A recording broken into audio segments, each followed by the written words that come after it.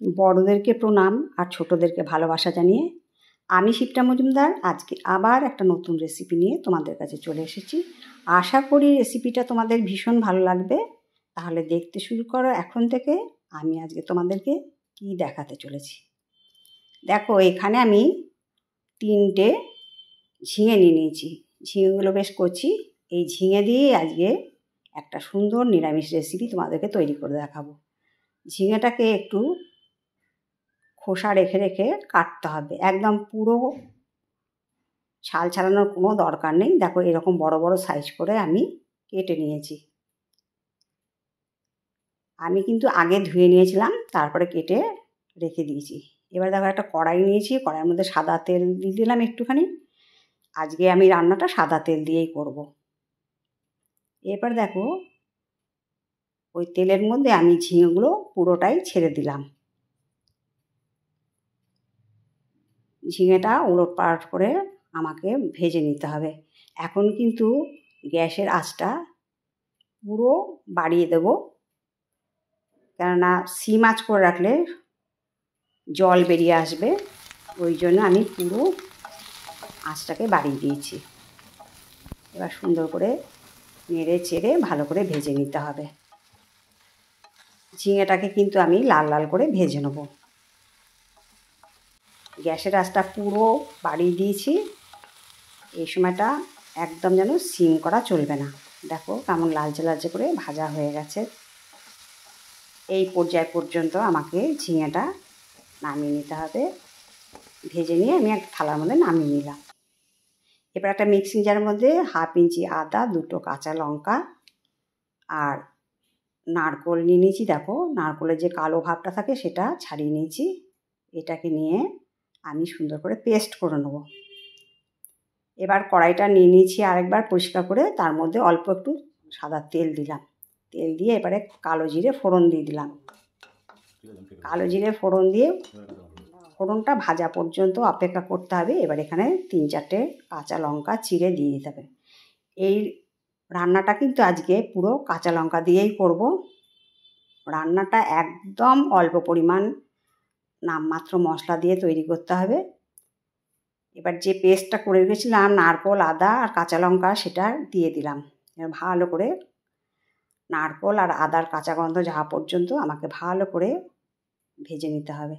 দেখো, নারকোল থেকে কিন্তু বেশ তেল বেরিয়ে এসছে।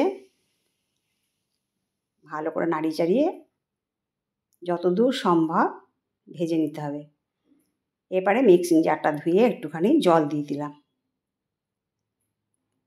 মোট কথা আমাকে ভালো করে নারকোলটাকে কষিয়ে নিতে হবে। এরপরে এটাকে বেশ অনেকক্ষণ ধরে নাড়িয়ে চাড়িয়ে ভেজে নিতে হবে। আবার লক্ষ্য রাখতে হবে নারকোলটা যেন পুড়ে না যায়, সেই পর্যন্ত আমাকে ভেজে নিতে হবে। নারকোলটা যাতে পুড়ে না যায় সেই জন্য অল্প একটুখানি জল দিয়ে দিলাম।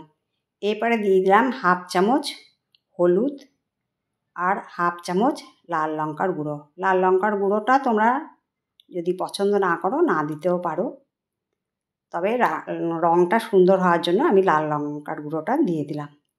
এটা কিন্তু অনেক পুরনো দিনের একটা রান্না। অল্প মশলা দিয়ে ভীষণ সুন্দর একটা মুখে লেগে থাকার মতন একটা রেসিপি আজকে তোমাদেরকে রান্না করে দেখাচ্ছি।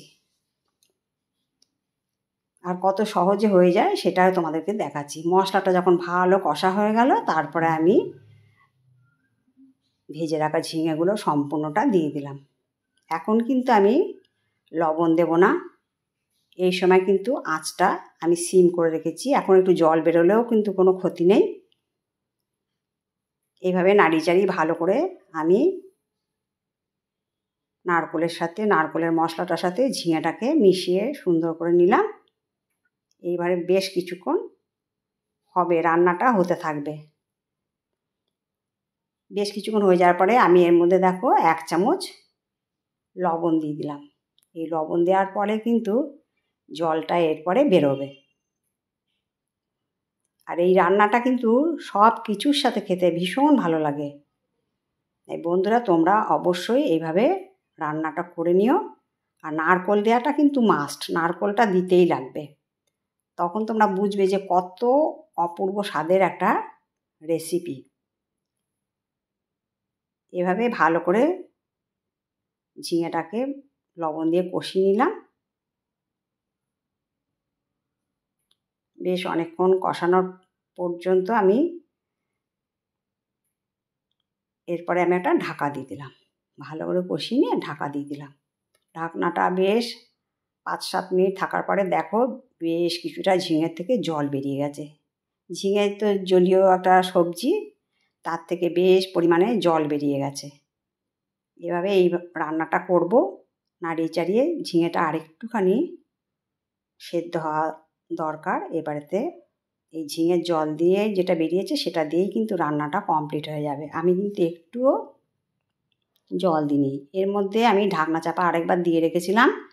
ঢাকনা চাপা দিয়েই কিন্তু রান্নাটা করতে হবে। দেখো জলটা কিন্তু অনেকটা শুকিয়ে এসছে। এরপরে আমি ওপর থেকে স্বাদটাকে ব্যালেন্স করার জন্য 1/2 চামচ চিনি দিয়ে দিলাম। যে কোনো নিরামিষ রান্নাতে কিন্তু একটু চিনি দিলে খেতে ভীষণ স্বাদটা বেড়ে যায়। এরপরে দিয়ে দিলাম 1 চামচ গরম মশলা। গরম মশলা দিয়ে ভালো করে নাড়িয়ে চাড়িয়ে রান্নাটা করে নেব। ভীষণ সুন্দর গন্ধযুক্ত আর ভীষণ সুস্বাদু একটা ঝিঙের রেসিপি আজকে তোমাদেরকে আমি তৈরি করে দেখালাম। এরপর দিয়ে দিলাম 1 চামচ ঘি। নিরামিষ রান্নাতে ঘি গরম মশলা দিলে রান্নাটা কিন্তু অন্য মাত্রা পায়।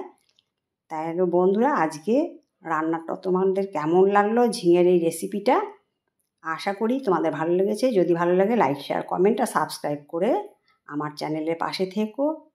আর এইভাবে অবশ্যই রান্না করে দিও আর তোমাদের সুন্দর সুন্দর কমেন্টসের মাধ্যমে জানিও কেমন লাগলো আজকে রেসিপিটা। আর কাছে দূরে বন্ধুরা অনেক ভালোবাসা নিও। দুর্দান্ত স্বাদের ঝিঙে নিরামিষ একবার খেলে স্বাদ কিন্তু ভুলতে পারবে না। আর এই গরমে রোজ বানাতে মন চাইবে। আর কত সহজ এই রান্নাটা তোমরা দেখে বুঝতে পারলে। আমি কিন্তু আর অন্য কোথাও সার্ভ করব না, এই কড়াইটার মধ্যেই রেখে দেবো। তাহলে বন্ধুরা আজকে আমি এই পর্যন্ত রাখি। অন্য কোনো দিন অন্য কোনো রেসিপি নিয়ে আবার তোমাদের সাথে দেখা হবে। দেখো লাস্ট ফিনিশিংটা তোমাদেরকে দেখিয়ে দিচ্ছি। কত সুন্দর নরমও হয়ে গেছে ঝিঙেগুলো।